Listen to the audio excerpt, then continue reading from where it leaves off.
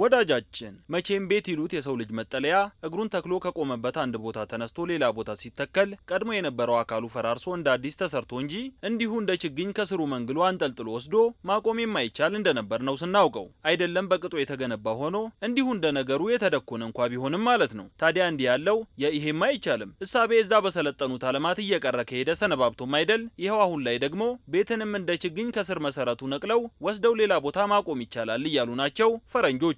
ማለት ብቻም አይደል ታዲያ ከ335000 ኪሎ ግራም በላይ የሚመዝን ባለ 3 ፎቅ መኖሪያ ቤት እንደው እንዳለ ከነነብሱ ከአንድ ቦታ ላይ አንስተው ሌላ ቦታ ላይ በማስቀመጥ የማይቻል ነገር እንደሌለ በተግባር አሳይተዋል። ሀገር አሜሪካ ቅዱስ ሉዊስ የተባለች ከተማ ውስጥ ነው የ81 ዓመት የእድሜ ባለጸጋዋ እመት ቻርለሴታ ታይለር ከነቤተሰቦቻቸው የሚኖሩበት መኖሪያ ቤት 122 ዓመታትን ያስቆጠረ እድሜ ጠገብ ከጡብ የተገነባ ቤት ነው። በፈረንጆቹ አቆጣጠር በ1945 ዓመተ ምህረት የእመት ታይለር ወላጆች ይህንን ቤት ገዝተው ሲገቡበት እመት ታይለር ገና የ7 ዓመት ታዳጊ ነበሩ። እናም ቀናት በቀናት ሲተኩ የሰው ልጆች እያደረ የሚዘምን ህይወታቸውን ሊያሻሽሉ መታተራቸው ሀቅ ነውና ዛሬ ላይ የእመት ታይለርን መንደር ናሽናል ጂኦስፓሻል ኢንተለጀንስ ኤጀንሲ የተባለ ተቋም በ1.75 ቢሊዮን ዶላር ወጪ ግንባታ አካሂዶ እንዲገለገልበት በከተማዋ መዘጋጃ ይወሰንና የመንደሩ ነዋሪ ተለዋጭ ቦታ እየተሰጠው ቦታ እንዲቀይር ይደረጋል። የሰፈራቸው መፍረስ አልዋጥ ያላቸው እመት ታይለር ታዲያ ቤቴ ሊፈርስብኝ አይገባም እምብኝ ለቤቴ ሲሉ ተቃውሟቸውን ያሰማሉ።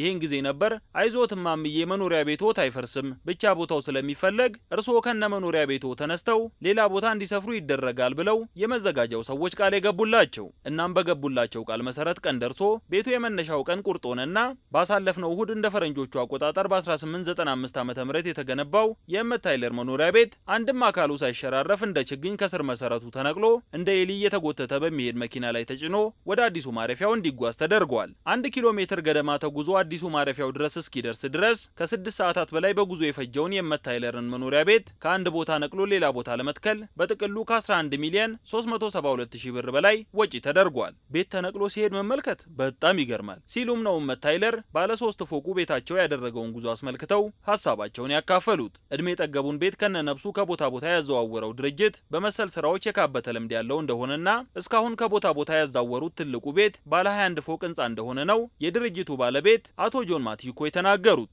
ወዳጃችን በእርግጥም ታዲያ በሰው ልጆች ኑረት ውስጥ የነበረውን አፍርሶ በአዲስ መተካቱ አንዱን አፍርሶ ጊዜው የሚጠይቀውን ሌላ ማቆሙ በየትኛውም ዓለም ያለና የሚኖር መሆኑ ምንም ጥያቄ ውስጥ የሚገባ አይደለም። እናም እዚህኛ ጋርም መሰል አፍርሶ የመስራት ስራዎች መኖራቸው ሀቅ ነውና ስራዎች ሲሰሩ እድሜ ጠገብ የሆኑ ቅርሶችን ከግንዛቤ ውስጥ ከቶ እንዲህ ከአንድ ቦታ ነቅሎ ሌላ ቦታ መትከሉ አዳጋች ቢሆን እንኳ ሌላ ዘዴ ተጠቅሞ የማቆየቱ ነገር ቢታሰብበት መልካም ነው እንላለን።